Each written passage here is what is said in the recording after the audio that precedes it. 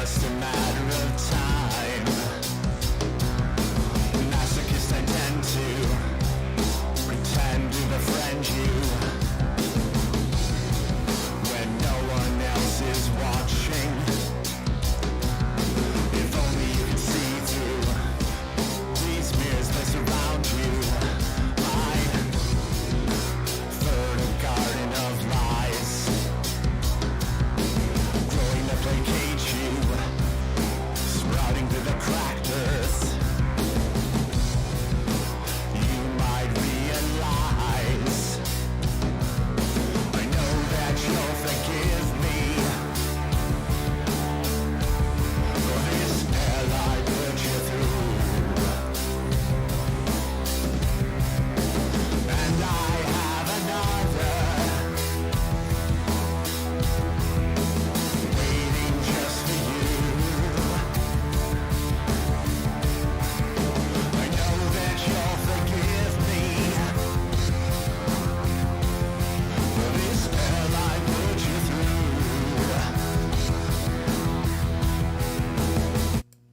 Hello, everybody. I am Hoardergamer, and this is Hoarder's Comic Flex. I want to thank you all very much for coming here, or, watching at your leisure, watching it live, either or. Thank you. Thank you very much. We have a bit of an unorthodox show today. Usually I review one or two comic books, and then we talk about the future of comic books. But in between that, we have toys, and we have games, and things like that, and even TV. Well, we're going to focus on this week of comic books, the books that came out this week. And we actually have, we'll get to this, Kiki, a member of Doom Squad, has had a request for a review. So we finally have the review of Miss Marvel and Venom #1. We have a review by a friend of mine, of a book of a friend of mine called Blackhole Bubblegum. I'll be talking about that. Plus, Spider-Man #1. We got 4 reviews, everybody. We have 4 today. 4. And a hard-boiled detective story from Tom King, one of the writers of Batman. And it's really good. I believe it's Gotham City Year 1, I think it's called. But we'll get that exact name when I actually review it. So don't worry. It's going to happen. It's going to happen. Good, Doom, it's good to see you. Good to see you, Doom. Hero Mentor. Well, you spam me on Twitter, so... Good, my guilt trip worked. I tried to guilt trip Hero Mentor on the weekend to play some Marvel's Avengers, but I think he said somebody affected, he didn't find it spiritually satisfying or something. I'm paraphrasing. It wasn't good for his mojo. Something like that. I don't... Oh, man. But, like I said, we have 4 reviews. And did you notice how, I'm kind of scared? Like, the toys underneath me, they're encroaching. That might be because there's so many pictures of them. Because of something called Pulsecon, which is a once-a-year Hasbro toy convention that lasts 2 days. And I believe it's usually virtual. But man, do I have announcements that if you haven't heard of that are pretty wild. Hero, pack your bags. We are going on a guilt trip. Yes, yes. Exactly. We are going to start out with my friend's comic book today, which is Ad Hoc Adventures #1. And this issue is a Blackhole Bubblegum. And it is a wild psychedelic journey involving dim swimmer sharks, a gum that turns you into a superhero, the Apocalypse Kids, who are basically like the kids you see in like cereal commercials talking about how much they love a product, basically repeating a mantra that is basically the commercial of the thing called Blackhole Bubblegum. So it's almost like Blackhole Bubblegum's a real thing, and somewhere like producers or something like that made a commercial, and that's what this book is like. And it's a pretty wild ride. I recommend it. I think it looks really cool. Let me find some of the most wild art here. Blam. Trying to make it so it's not too shiny for you. And I'm not going to, show every page, because I would think my friend would probably have me, killed. No, I'm kidding. But yeah, it's a really cool read.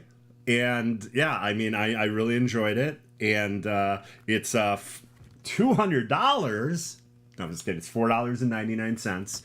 And yeah, his name is Dan Warshko. And this just came out like 2 weeks ago. So cosplay number 7 for Hoarder. I don't know what character I would be. Wow, who would I be? Let's see here. Well, the two main characters are ambient occlusion, and aspic jam. Those are the two main characters. But when they become superheroes, they become me and you.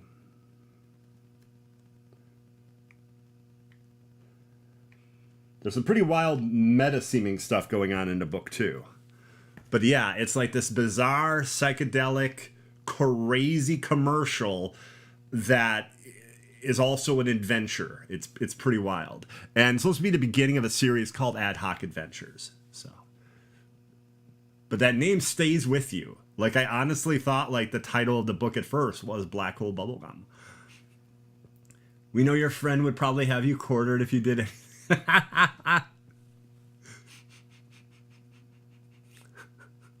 But yeah, it's really good. It's through Star-Crossed Comics, and I believe you can go to the Star-Crossed Studio website if you wanted to order a book. Hold on here. I'm hoping the email's in here, because off the top of my head, I don't remember what it is exactly. Well, starcrosscomics.com, and it's just like it sounds, STARCROSS comics.com. Blackhole Bubblegum. And I'll leave you with this. Just a little taste of the ad. Chew and swim. Chew and swim. Pressure blooms in the depths of dim. Secret pleasure. Hidden yum. Blackhole Bubblegum. And he was not even expecting a dramatic reading there. That was a surprise to him, I'm guessing.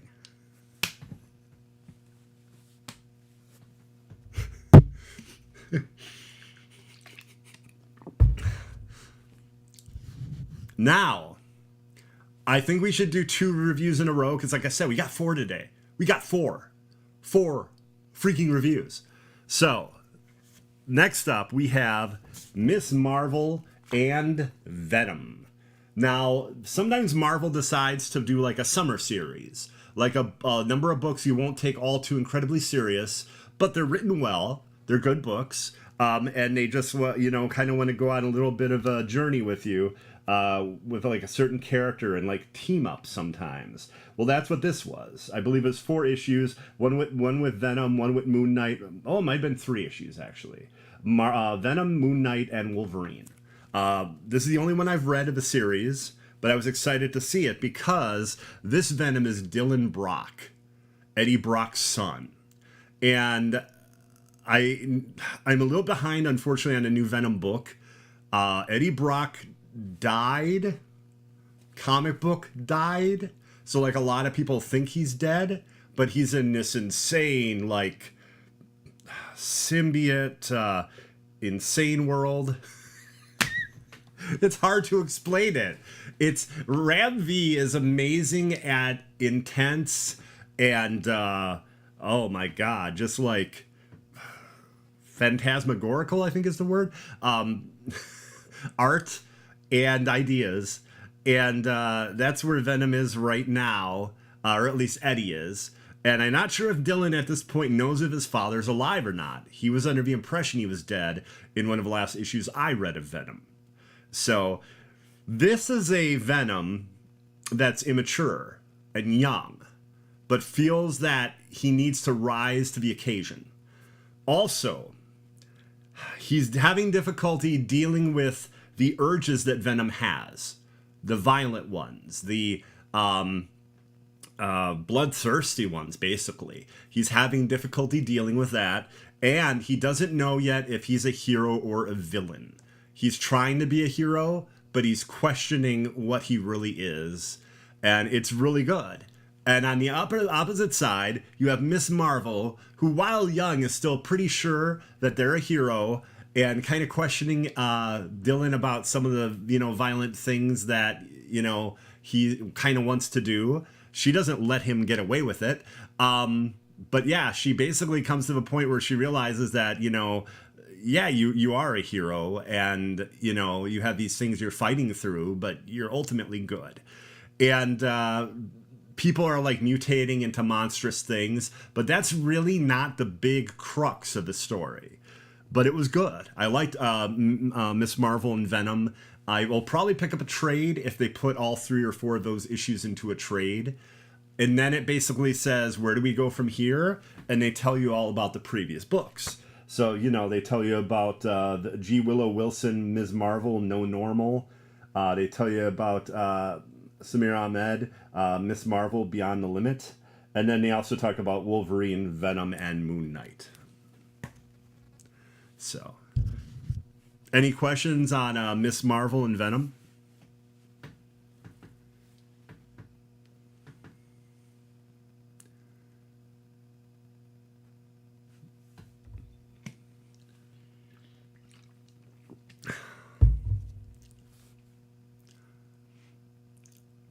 Okay, looks like we have no questions on Miss Marvel and Venom #1, but I was happy I was able to review that for Kiki Ramone. I apologize. I'm going to try to get it like sooner than that. I won't say it was 2 or 3 weeks. But like, at first it was going to be a TikTok.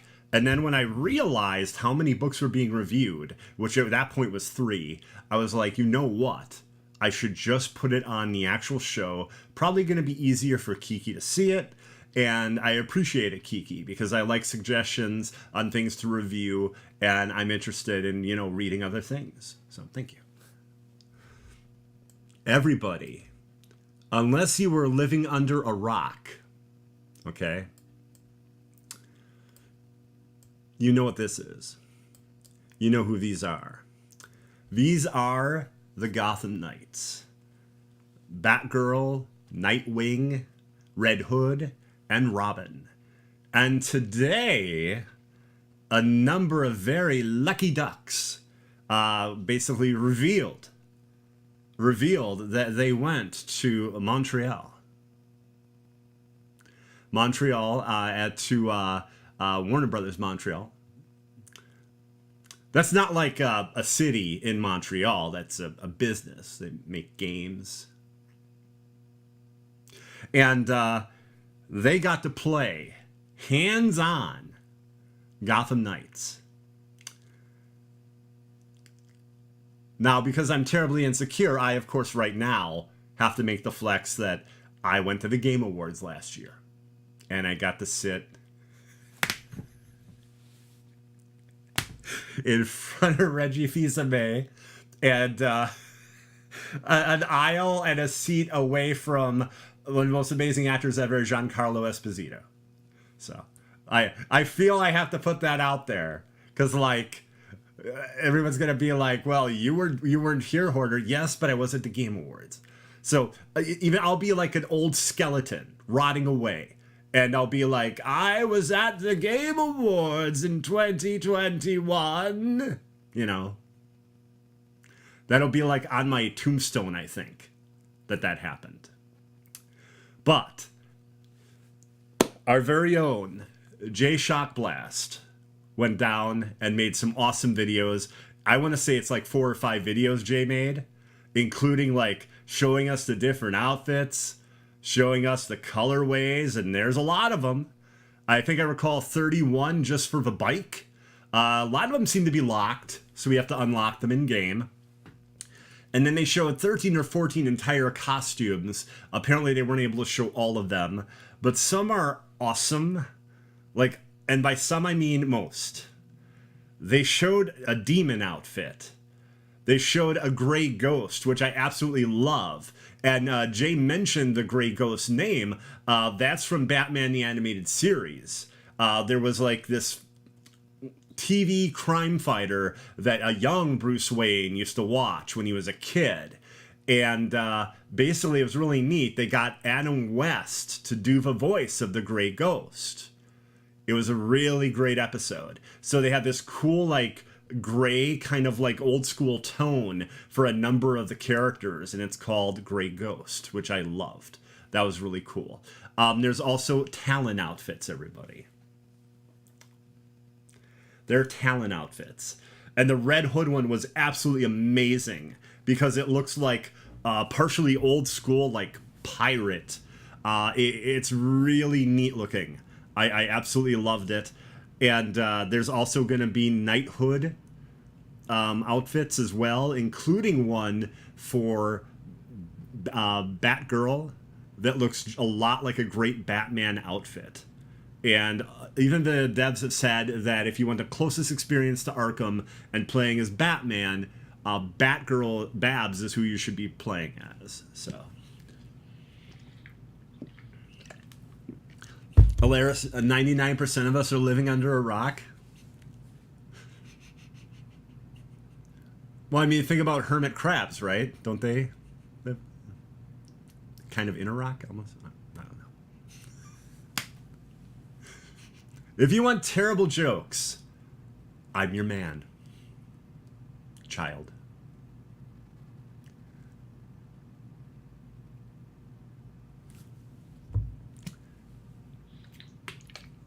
Oh, man. But yeah, anyone else have any questions? What did you all think of the videos? I got to see a lot of gameplay today. My God, hours of it. And of course, shout out to Jay Shockblast. Shout out to Caboose, as well as Uncaged Games. And I didn't even know about Uncaged Games. Like, I might have heard the name once or twice, but I watched the video today and it was really good. Ended up following them as well. I was already following, of course, Jay and, of course, Caboose. But yeah, I think it looks great. There is a weird moment that everyone noticed. There's a prison riot, and during the prison riot, the music that's playing in the background is La Vida Loca. However, it's a punk rock version of La Vida Loca, Living La Vida Loca. And I think what they're trying to do is, it's the idea that it's like a cassette player or something, or a music player that's being carried by a balloon you're chasing. And this has to do with, it's like a Harley mission. It's one of the Harley Quinn missions. So I think that it was her song that she put in there, this punk version. And to me, that makes sense that living the crazy life would be a joke that she would see. Or I think that's how you translate it, living La Vida Loca. And I think that makes sense. But there were some people that really like went harsh on it. And I'm like, really? That song choice is really that upsetting to you? It breaks immersion a bit, but it makes sense if you look at the source of who probably chose the song. They also showed the final Harley mission, which looked really cool. A great battle against Harley. They showed that indeed, when you have other people playing, it's different dialogue and also some different animations and stuff depending on the night that you're playing. So that's really cool. They showed how the momentum stuff worked. And apparently you hold R1 and then one of the face buttons, like the circle. Well, I'm talking about PlayStation right now. Like the circle, triangle, square, or the X. So it looks really easy to pull that off. It looks like when you get hit, you don't lose all your momentum, which I like. I mean, I watched a lot of video and I was trying to, like, my eyes were darting back and forth across from from the health bar when if someone got hit to where the momentum was. And I didn't notice like you had like full momentum or were building it, you got hit and you lost all that momentum. So it looks like you'll be able to use a lot of cool powers throughout the game, and it's not going to penalize you too much if you do get hit. I believe it was Caboose, though, that said on medium difficulty, because it's very easy, medium, and hard. Those are the four main difficulties, it looks like, at least when you start the game. And he said that medium, he, I believe, almost died a few times, and it was pretty challenging. So that's cool. Because he said a lot of people were worried about how easy the game might be. That's not a fear I have.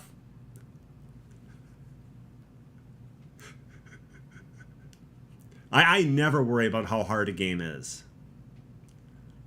Because I'll play it whatever difficulty I want to. So no shame in my difficulty game. Oh, also too, the wheelie has a purpose. I thought at first that was just to look cool, to have fun as you're tooling around Gotham with your friend, like both on bikes. The wheelie is supposed to like get you over things that are in the way, obstacles in your way. You could do a wheelie and get through them. So that's what they showed in the footage from a number of the players. It like pops on the screen telling you that's how that works. Oh, also another interesting tidbit, police officers, GCPD, you do not get any rewards for defeating them as in experience or gear or any of the crafting materials. So while you can fight them, it's not really to your benefit. Now, there was a point where some guards at Blackgate are getting beaten up by the Knights. I don't know, I couldn't watch closely enough to see if there was any experience for that or any crafting materials or anything like that. So I don't know. That might be different, considered different than GCPD. I don't know. Also in one of Jay's videos, he said there were characters that we have not seen that showed up. And they were told they had to basically be quiet or they would be killed, and that they would send a court of owls for them.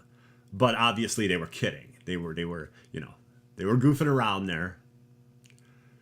They're not going to really send the court of owls. They're not going to send any talons for their head.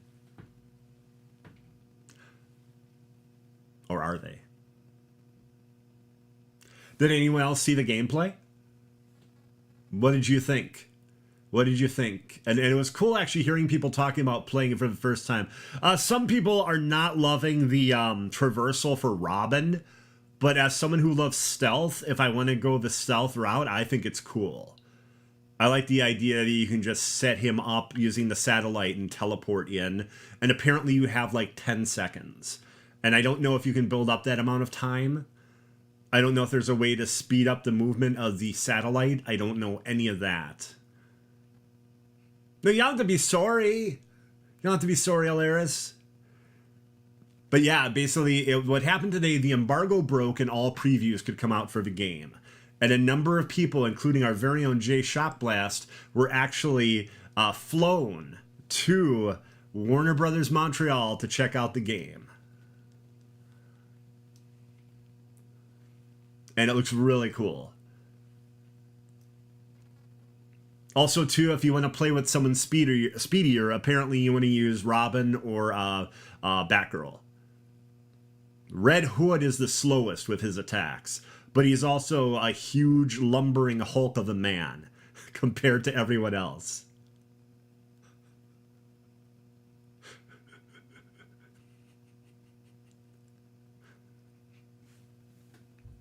But yeah, they showed a lot of cool traversal. A lot of people were playing the Harley Quinn missions. There was some footage of actually being out in the open world.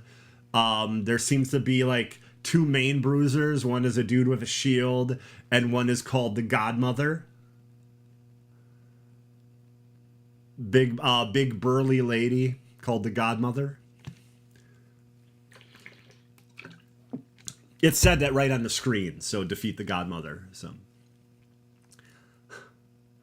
but yeah, I was excited. I'm still very excited for this game. Let's see, what can I say about it too that's pretty cool? Oh, we just found out in DC Connect, that's the guide you get from your comic shop. It tells you what comics are coming out.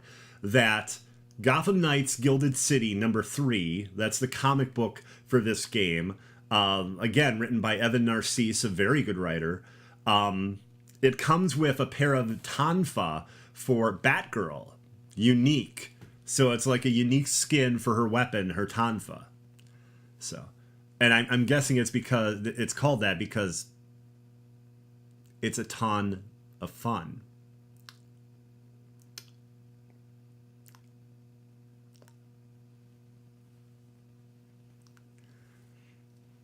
There's a Steelbook at Walmart. This is all US stuff. I don't know everything else. Steelbook's available at Walmart. Book with LED lights is available in the collector's edition if you can get that. Someone seemed to think it was available briefly on Best Buy today, but I didn't see it. Like, I got the email, the tweet like 2 or 3 minutes after they supposedly put it in, and I didn't see anything. So I don't know if that was an error or if they just had a couple of them. I pre-ordered it in May or June. I pre-ordered that long ago. Also, the deluxe edition comes with a whole mess of skins. Oh, and it's not a game as a service, but they are adding on to the game. And part of it will probably be skins. A number of people were asking, will there be more skins for the characters? And they were like, yes. And apparently, possibly, it sounds like it might be story DLC. I don't know if that's going to be other crimes going on or how they're going to do that. But yes, while there's going to be no microtransactions, I guess you could say there's going to be some maybe macro transactions.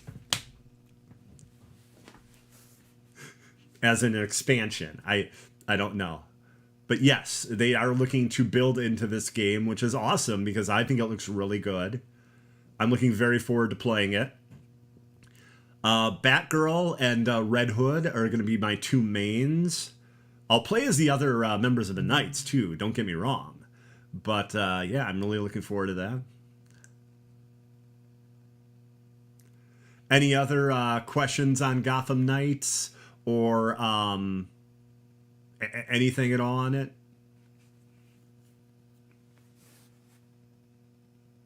Did anyone else get to see the gameplay? What did you think of it? Apparently you have like a health pack or something that you can take. I saw a number of people getting hit badly and then they needed to get their health back. If you're playing co-op, your co-op partner can revive you.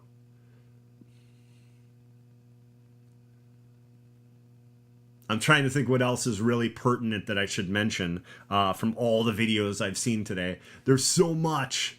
There's so much to remember.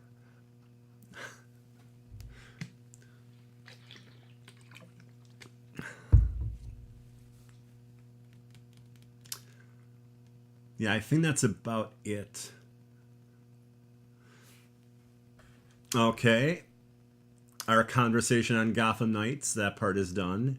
So I'm actually going to completely remove this because we have a number of things to talk about. We have a number of things. I'm going to do my best here. Gilherm, did you have any questions on it, or what is the reason that you don't want to pre-order or buy it? I'm interested in knowing. You hear bad things about Gotham Knights. What do you mean you hear bad things? Are you just trolling the Xbox Live Mike? Xbox Live Mike is a real life friend of mine. And I don't know right now if they're trolling or what. What I saw looked really good. And I saw a few nitpickers. Yeah, but what they said was nitpicky.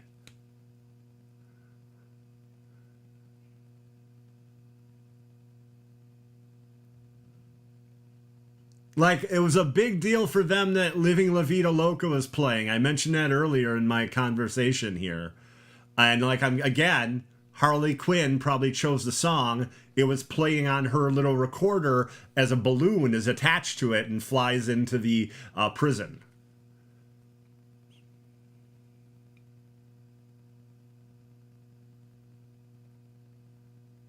That's fair, Gilhern.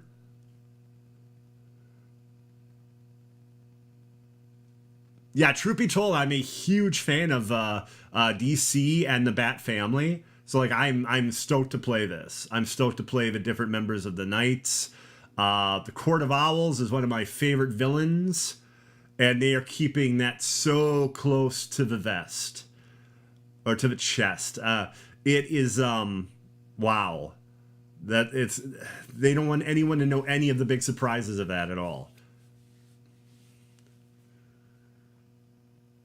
Save your money for Suicide Squad. I have a feeling that's going to be a lot better received.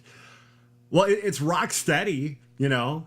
I think both games will be really good, but I mean, Rocksteady can, you know, stand on Asylum, City, and Night. And with Warner Montreal, they have Batman Origins, Batman Arkham Origins. Which, as I've said before, that game specifically was very good, just not at the level of the Rocksteady Batman games. But it was good. Also, the team they have now is a lot different than what they had back then. So.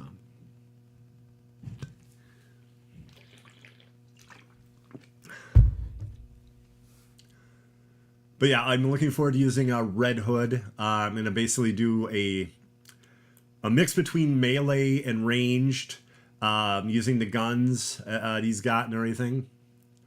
And then Batgirl, who I said earlier and who the Deads have said, is a lot like playing Batman and a lot like the Arkham experience. People were a little bit disappointed by the speed of combat. It reminds me of Assassin's Creed. So I go back to saying that this to me looks like a mix between Arkham Combat and Assassin's Creed. Not just one. It looks to me like both of those together. Problems buying games that many people hyped, pre-ordered, and didn't like. For example, Star Wars Squadrons. Oh, so that one I didn't buy just because I'm not big on like dog fighting. Even if it's in outer space, even if it's Star Wars. I did play like a demo, but like it was okay. And a lot of people are was really upsetting, as though a lot of people are ragging though now on Marvel's Avengers again. Like to puff up this game, they're ragging on Marvel's Avengers, which I find frustrating. Yes, that game has issues.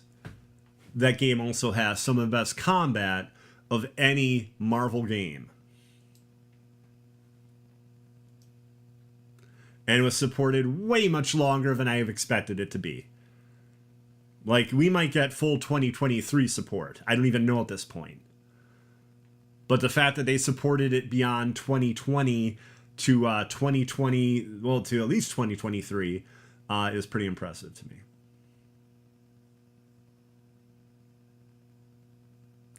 But no, I understand that, Gilhern. That's happened to me. There have been games I've been psyched for and I picked up and I was like, oh, yes. In the old days, everybody, as a comic book fan, you might foolishly run out and buy every game that came out based on like comic book movies, comic books in themselves. And there were a lot of really bad ones. Like, there was, like, these 2 Fantastic Four games that came out right when the movies did. One of a few really good ones, because the story is the movie was pushed back. The developers had no other game to work on. They spent another year working on it. Wolverine Origins. So while the movie was pretty bad, the game was amazing. That's a really good game. I'm kind of upset that Activision didn't get the rights and, like, remaster it, because that would have been really cool for that game. But yeah, Batman Dark Tomorrow. One of the absolute worst games I've played, comic book or otherwise. Terrible. And that's how it was. There'd be these really bad games, and then all of a sudden, things got a bit better when like Batman Begins came out from EA. And then it was like, it was kind of like they had some of those ideas that when Rocksteady was working on Arkham Asylum. Because there were elements of stealth and things that were somewhat similar.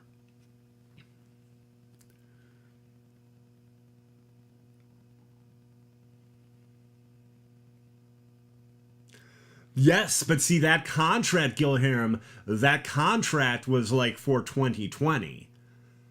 The end of 2022 might fulfill that contract. From what I read, it was at least 2 years was the idea of support. And keep in mind what happened. We thought we were getting support from Anthem.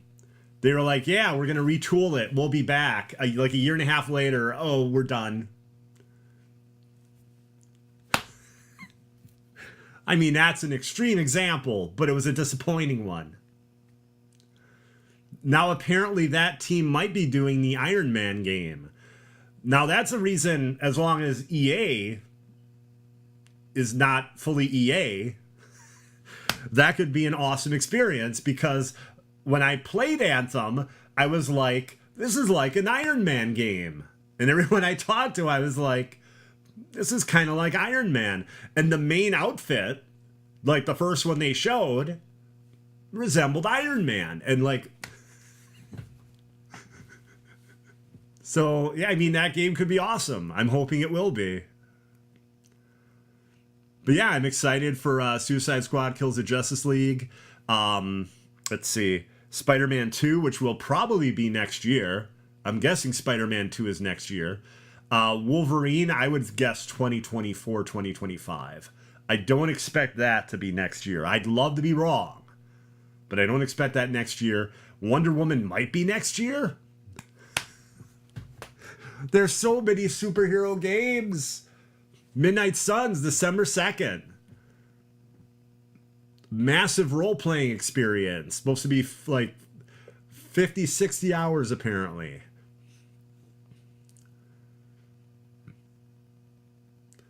Yeah, that's what it was like. It was like an Iron Man game without Iron Man. Yes. That's what Anthem was like.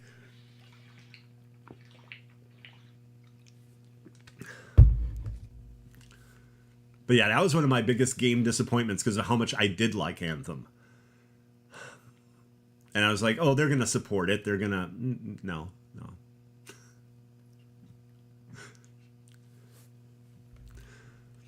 Okay, everybody, but now we are done with Gotham Knights. Time to talk TV. A little TV talk. Who here saw She-Hulk last week? I did. I thought it was another good episode. I love the idea of Jennifer Walters basically coming to grips with who she is and what She-Hulk is, and that Jennifer's a great person too. Not just She-Hulk, who has basically made her a celebrity. I believe one of the characters is like, Jen is pretty great too, or something to that effect. You also find out, unfortunately, that Jen's boyfriend seems to be working for the intelligentsia. And it really might be that Abomination is really on what you call like the straight and narrow. That he no longer wants to be a villain. He seems to really be helping people at his lodge or whatever.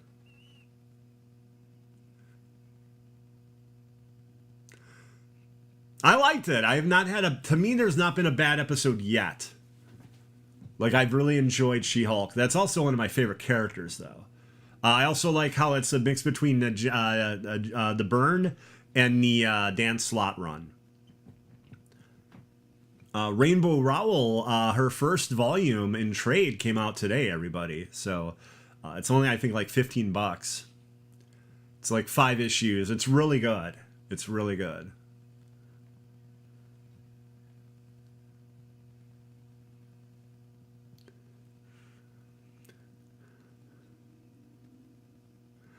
Yeah, one point everyone made is that everyone at that lodge is a dude. And it could be that, yeah, that he is part of the intelligentsia. Abomination. It's hard to say. I think that'd be cool, though, if he actually was reformed. I think that'd be neat. It's a ruse! Mike, would you say a clever ruse? Or just a regular ruse? Was it a commonplace ruse?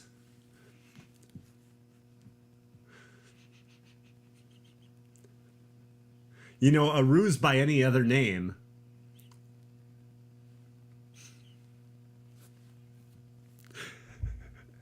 Every ruse has its thorn. I screwed that up. Damn.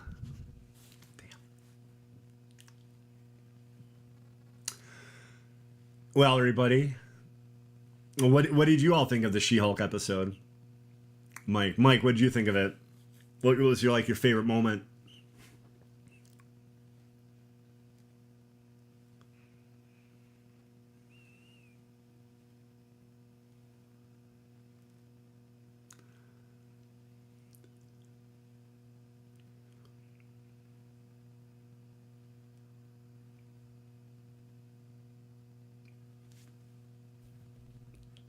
Okay, if no one wants to talk about She-Hulk, we can talk about toys, everybody. We can toy around. Because it was Hasbro Pulsecon last weekend. Pulsecon. Oh, the painted scenes at the end are awesome of every episode of She-Hulk. I agree with that. They're great, and they give extra context, possibly even clues to things. They're really awesome. Yeah, that art is great.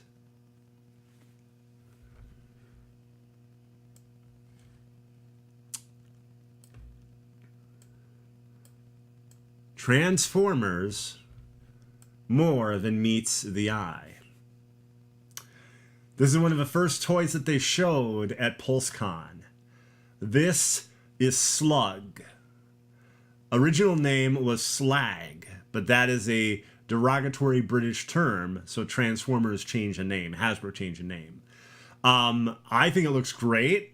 This is a core series, so he's only going to sell for about $10 to $12, and it turns into, I believe this is a Triceratops. Now, we have a lot of toys to look at here, so I couldn't have both this and the transformation picture. I apologize, but I thought this looked really good. And at that price point, I think it's great. The pacing has been a weak point.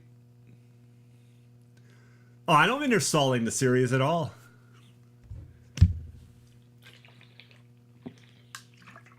There's character moments that Jen has to have. But right here is Slug, and he's part of Volcanicus, a giant robot that all the Dinobots form into. And what's exciting about this is, like I said, these are only $10 or $12. It's going to be an affordable version of Volcanicus. And it's going to be affordable Dinobots. I think this is the first time they've done a small scale that fully transformed and looked as good as these do. But here, this is Slug. This one is coming out, I think, in I think it's March.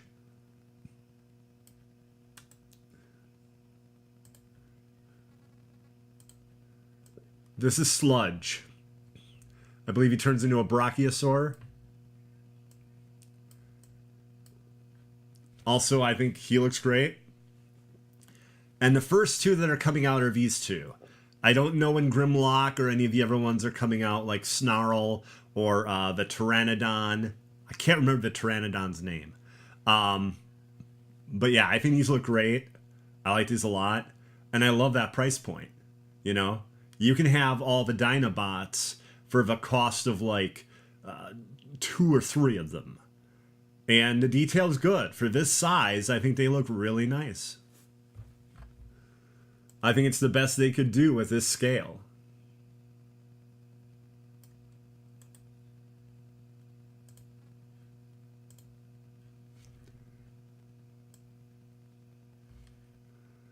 This one floored me. Because I don't follow the Transformers comic book that much, but look at this crazy guy. His head is basically the Decepticon symbol. Okay? And what's his name? It's time for some bad comedy, everybody. Time for some...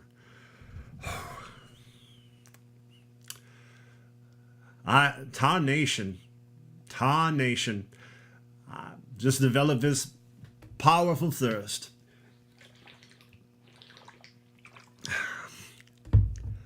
Life's different here in Hoarder's Corners. Well, I see that... Tarn. Tarn is this character's name.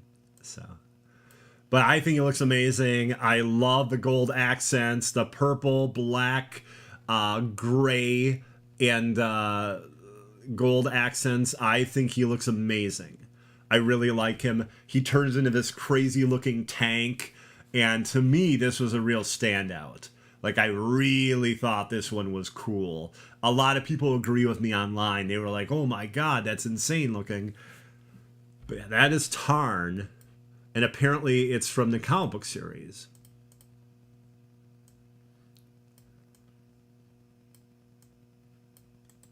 And Tarn, we're going to get rid of Tarn.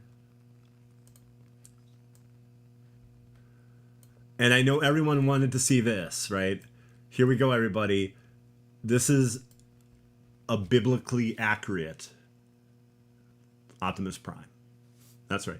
Biblically accurate Optimus Prime right here. Lion, bird, robot head. This is Optimus, or Leo, and turns into a lion. I think it looks really great. I was not the biggest fan of like Beast Wars, but I really do like this one. I love how they kept the entire Optimus look so well. And the detail on the lion head looks really nice, I think. There's other pictures, but it would be hard for me to have all the angles for you to see right now. But yeah, that's something else that they showed. This was on Friday, actually. So this was on September 30th, the first day of Pulsecon.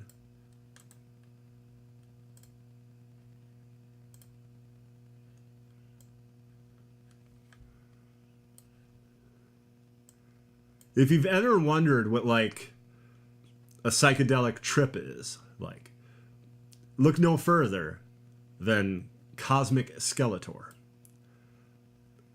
Look how insane this dude is.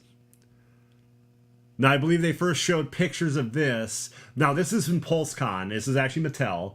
But I needed to show you how insane this guy looks. I guess, apparently a Walmart exclusive Cosmic Skeletor.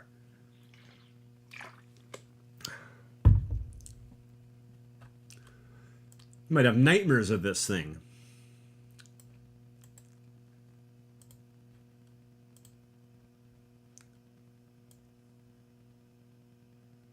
Let's see what we have next. Here we go. This was one of the things that really excited me this weekend at PulseCon. They debuted the new 6-inch Indiana Jones series. Marion Ravenwood, Belloc, Indiana Jones, General Todt, and Sala. Like, these are all the characters you would probably want from the first movie, like main characters. There's the mechanic, there's other characters, there's the dude that Indy shoots at the in the bazaar, or at the bazaar. But look at this. I think the scale is great. I think the sculpt is great. The level of detail is insane. General Todt comes with 2 heads. Movie fans, 2 heads. Belloc might as well. We don't know yet. The first figures coming out in, I think, April are Indiana Jones and General Todt. Those are the two figures. And General Todt is the Nazi with the glasses and the burned hand. That's who General Todt is. These all come with a lot of accessories, and the Build-A-Figure, I kid you not, is the Ark of the Covenant. Marion comes with a little monkey that goes on her shoulder. But yeah, I think these are awesome. Will they make figures from the young Indian? I don't know about that. I think they might. They might. Would not be surprised if those turned out to be convention exclusive, to be honest with you. But yeah, right now it sounds like the plan is to have a big wave of like maybe 5 or 6 figures, and that to cover one movie. So like for Temple of Doom, it might be like Short Round, Indy, the young lady. I apologize, I don't remember her name. I would really love it if Lao Che was a figure. That'd be awesome. Lao Che was the gangster from the first 20 minutes of the movie, which is, well, really awesome. Yeah, that'd be great. Mola Ram, of course. A Thuggy. We'll see. We'll see. I don't know exactly how they would do that. The Build-A-Figure could be the statue of Kali, you know?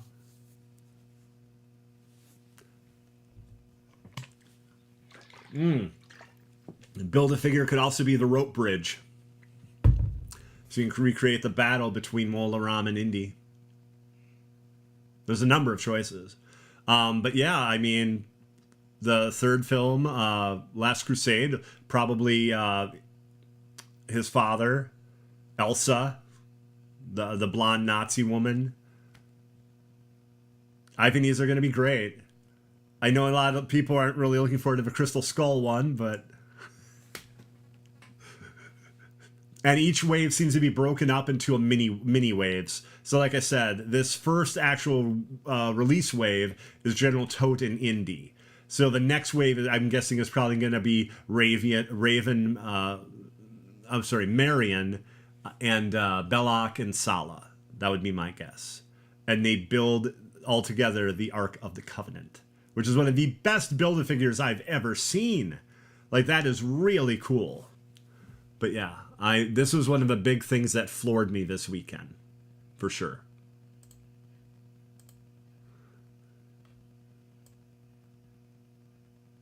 Let's see, are we at G.I. Joe yet? Yeah, we are. We're at G.I. Joe, everybody. More like wave goodbye. Yes, wave goodbye to your wallet. The figures are going to be are 6-inch and come with tons of accessories, and they're going to be between $19.99 and $24.99. Look at this, everybody. This is one of the G.I. Joe figures everybody's been waiting for G.I. Joe Classified. Shipwreck. An incredibly popular character. Comes with his parrot, Polly. 2 guns. A hairdo. So you can take the hat off, the sailor hat, and put that on. Polly fits into a little hole on the rope right there, so you can put it on Shipwreck's shoulder. And while it says that this isn't final, this is very close to how it should be. He even has chest hair. But man, I gotta tell you, the G.I. Joe Classified line, the sculpts are amazing, and this is one of the best. This is one of the best. This is really good. And I just collect Cobra, but I might get Shipwreck because of how great of a job they did. Like, it's really impressive.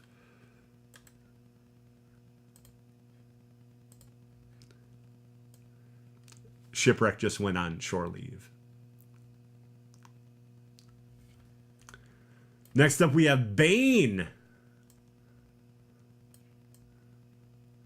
Actually, it's not Bane. I fooled you. I fooled you. It only resembles Bane. Take a look how they sculpted the eyes and that mask. This is Copperhead, a member of Cobra. Comes with 2 guns and a sword, but again, an excellent sculpt. I think He looks fantastic. And yes, it definitely now reminds me of Bane. But yeah, these are figures that are going to be coming out. They're in the pipeline, as they say. So these will probably be like maybe mid to late next year, is my guess.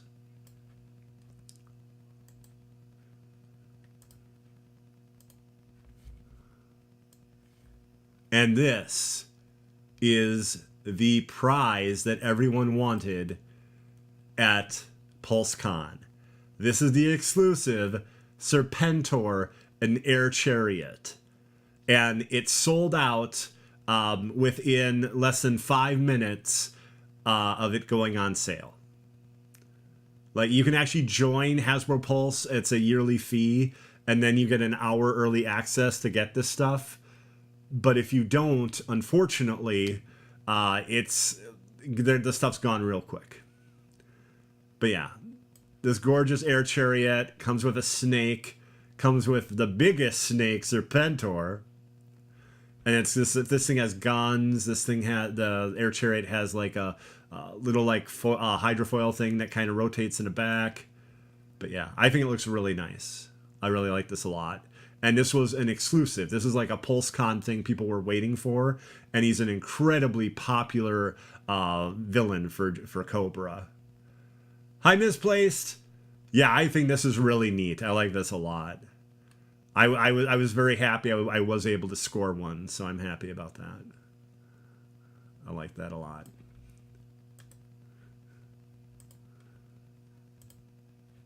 Unfortunately, right now, he's probably going for like 150 or 200 or something because of scalpers, but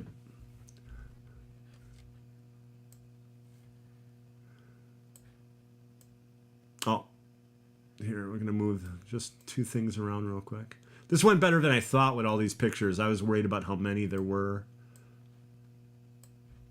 Courtney Krieger, also known as Cover Girl.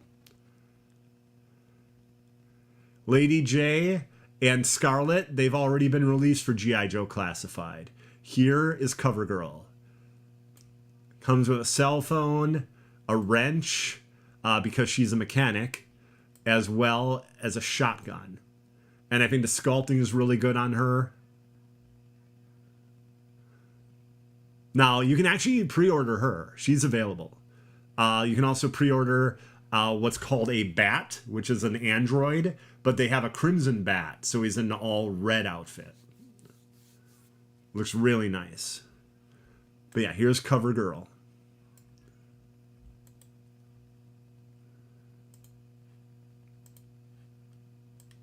And look at this complete, utter insanity. And once I tell you the price, you'll agree that it's insanity.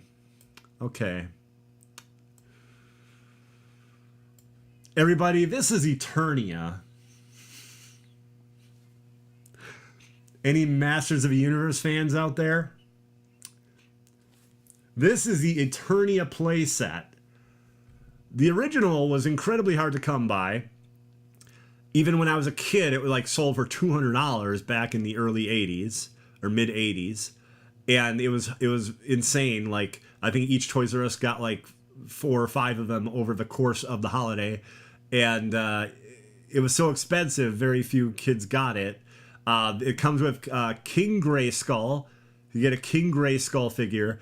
And this is a working monorail. And this thing is larger than you think. That's a 6-inch figure there, I believe. I think that's their scale. So, yeah, this thing is gigantic. On the other side, you can see like cool compartments and stuff it has. Anyone want to hazard a real quick guess how much this thing is?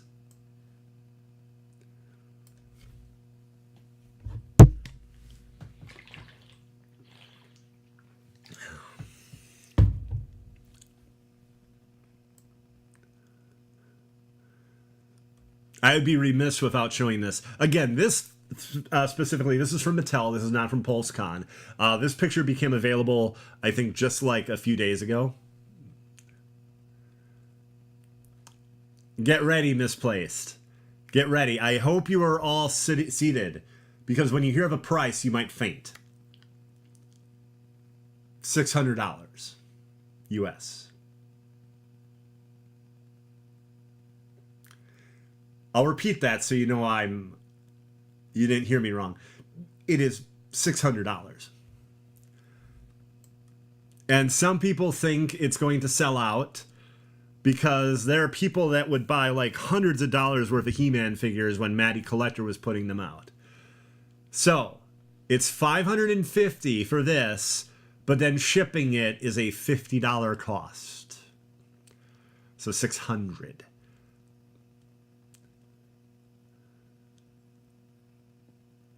But man, that's so much, Mike. I would have. See, I'm not even the biggest fan of the Masters of the Universe, so this doesn't like hurt me or anything like that. But like, it's cool looking.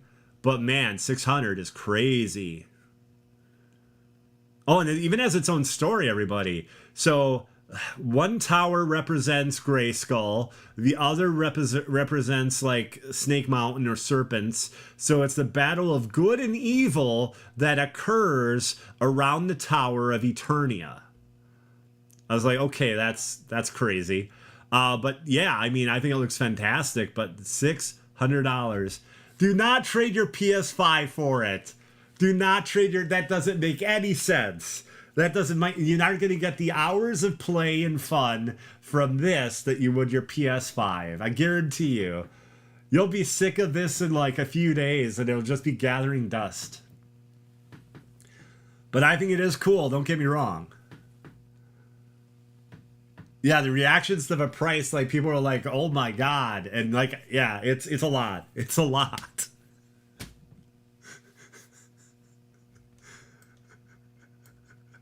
$600? How? How is it possible?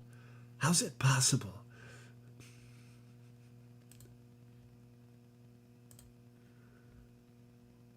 Yeah, I think the hardcore He-Man fans will. Because like I said, like Matty Collector used to have something where you could do a yearly subscription covering all the He-Man remastered figures. And if you added all of the prices, you were looking at $300 or $400 of figures. Not counting miniature vehicles that they did and stuff like that. I say miniature. They were made for the figure, but they weren't anywhere near the scale of something like Eternia. Not desperate enough to need it. Enjoy other ones. Totally. I had no idea it would be 600. Yeah, I was like, wow. Like, I tried to, in my head, be like, how much could this be? And, again, that's Mattel, but Hasbro did a Spirit of Vengeance. I believe Ernie Reyes. I believe Ernie is the name? Wait. No. Reyes. Well, the Reyes Ghost Rider, it looks really great. Awesome figure, awesome car. But it's like $350. And like that was a lot. You know, a lot of people are like, whoa, that's a lot. It may not even make the amount of money or amount of orders it needs to be made. It's being held up right now by those numbers. So, but everybody, we have another review. We've done 2. We have 2 more. Next up, I'm going to do Spider-Man 1. You're like, Spider-Man 1? What? Basically, it's a awesome Spider-Verse story arc against a new scary villain called, I'm going to do my best to pronounce this, Shathra. And she's apparently in another dimension, and it's a wild book. One of my favorite moments is that Spider-Man corrects some villains on his name. And he goes, one of the villains goes, up yours, Spider-Man. We ain't that easy. And then Spider-Man goes, you said it too fast. It's not Spider-Man. There's a hyphen in there. And then he goes, here, so you remember next time Man, does whatever a hyphen can, joins a word with a line to another and combines two words like my name's Spider-Man. That's Dan Slott for you. Dan Slott is good at bringing the funny and telling good stories. And that gets the point across of how well this Spider-Man book is written. There's a nightmarish other dimension version, basically, of noir Spider-Man. And he's basically trying to cut members of the Spider-Verse out of the timeline. And Morlun, an incredibly dangerous villain and vampire, is actually teaming up with Spider-Man and good members of the Spider-Verse to fight these bad guys. It was a very good issue. Yeah, they're being cagey. They're not saying exactly where Shathra's from. They show a portal. They show her send somebody. It says, okay, Loom World Earth 001. A place called Loom World, which I unfortunately don't know well. But then they like have some jumping around to different multiverses to show other spider characters and like what's going on there. It's really good. It's really good. It made sense. And yeah, it was a very enjoyable issue 1. I liked it a lot. Do we have any questions on it?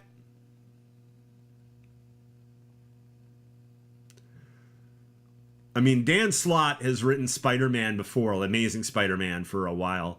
Possibly even the main Spider-Man book. Spider-Man book.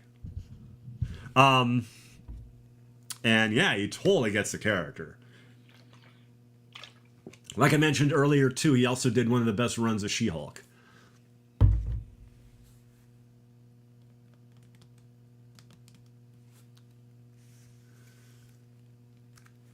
If we don't have any questions, I will go on then to the final review of tonight. And before we do that, of course, it's not a ghost piano. Even though Halloween's coming up, this is not a ghost piano. I'm priming the pump. I am priming the pump for any suggestions, any questions, things you want me to review, things you want me to talk about, comics, toy lines, anything. Just let me know at the end of this review.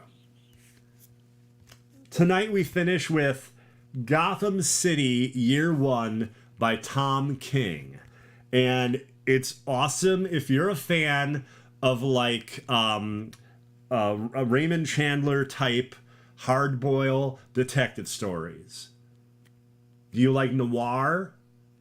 Like 1930s, 1940s movies? A lot of them with like a Humphrey Bogart? Then this is for you. So, this is about Helen Wayne and her abduction. This is, I want to say, the grandmother of, or great-grandmother of Bruce. And it involves a world during the 1960s where some people are not what we would call racially sensitive. There's even a warning in the book. This comic contains language of a racially offensive nature and may not be suitable for all age groups. Its inclusion is an intentional creative choice intended to highlight the fact that language of this type was frequently deployed in past decades and remains in use today.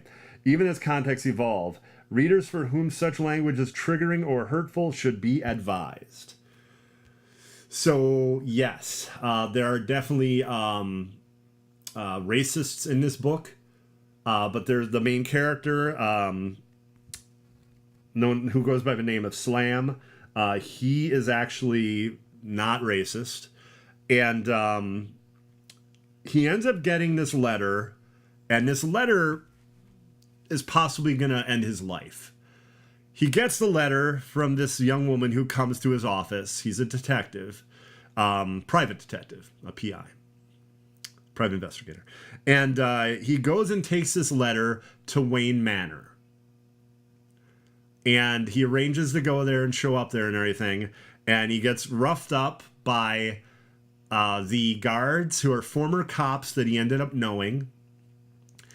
And it's a really intense thing. Helen's mother, I'm trying to remember her name. Well, Mrs. Wayne wants her kid back, definitely, and doesn't want Slam to tell the police or anything like that, so that gets him in trouble. And right now, if you can't, produce Helen and find her, it's his life on the line now. Now, what's interesting is that letter he gets, once he brings that to them, it's a ransom. And basically says that Sam is working with the ransomer, or ransom artist, or whatever you want to call that person. And puts him in a terrible place, and he probably should have read the letter ahead and lied and said he didn't, but he didn't do that. So, yeah, he's in a very bad place right now with the Waynes, and then someone uses his gun and kills his ex-partner. So now he's in trouble with the Gotham City PD. And that's just issue 1.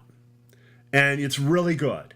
Again, if you like mysteries, if you like hard-boiled detective stories, like things like Maltese Falcon, stuff like that, then yeah, I highly recommend Gotham City Year 1 by Tom King. It's awesome. Now, everybody, that was our last review. Do we have any questions? Do we have any suggestions for next week's episode or anything like that? We had a packed episode today. We had 4 reviews. We had Pulsecon to talk about. We even had a little bit of She-Hulk talk. A lot went on. A lot.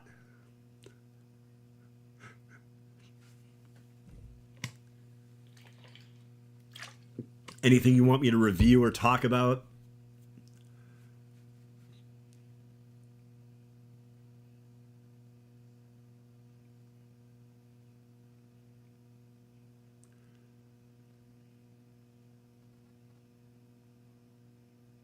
Well, everybody, I don't see any suggestions or anything like that. I want to thank you all very much for watching. Thank you. I also want to thank Doomkiller HD as well as Doom Squad Gaming for letting me borrow their channel. Marvel Phase 4. How could I can't get into something that complicated right now. What about Marvel Phase 4? Yes, it's a thing.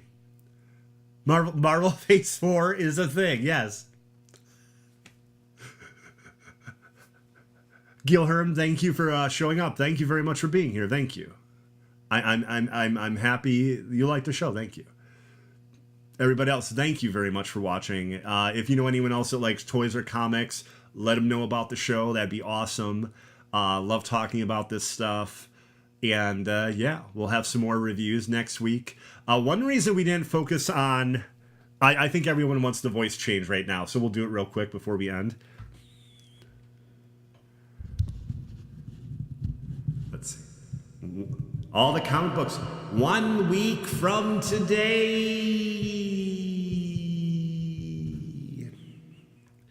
The reason we didn't do that is it's a very light week next week.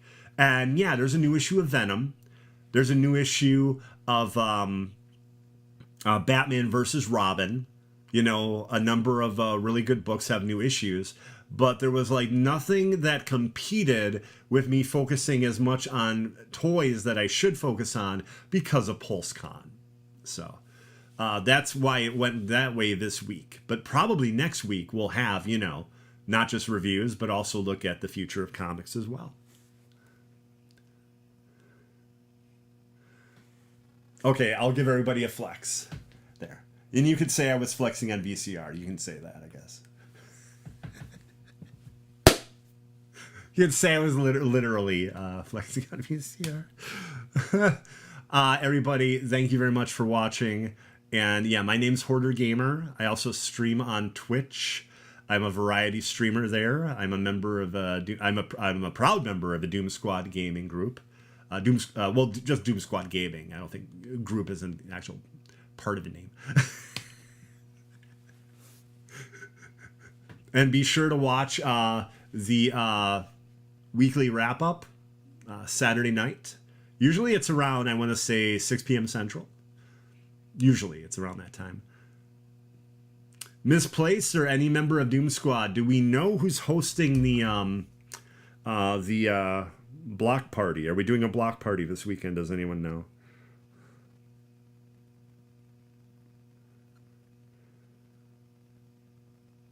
Let's see. There weren't that many messages here. I can see if there's a... Let's see.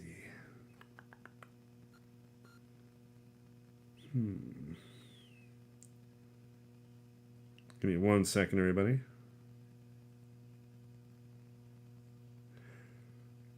Every 2 weeks, we usually have a Doom Squad Gaming block party where we play with other people, some really awesome games. And yeah, I don't know what's going on with the one this week, unfortunately. But again, thank you, everybody. Hope to see you next week on this show. Maybe I'll see you at twitch.tv/Hoardergamer. Also, I guess I can kind of say right now that I will be doing some content for YouTube as well. Okay, everybody, have a great night, and I will see you later. Bye-bye.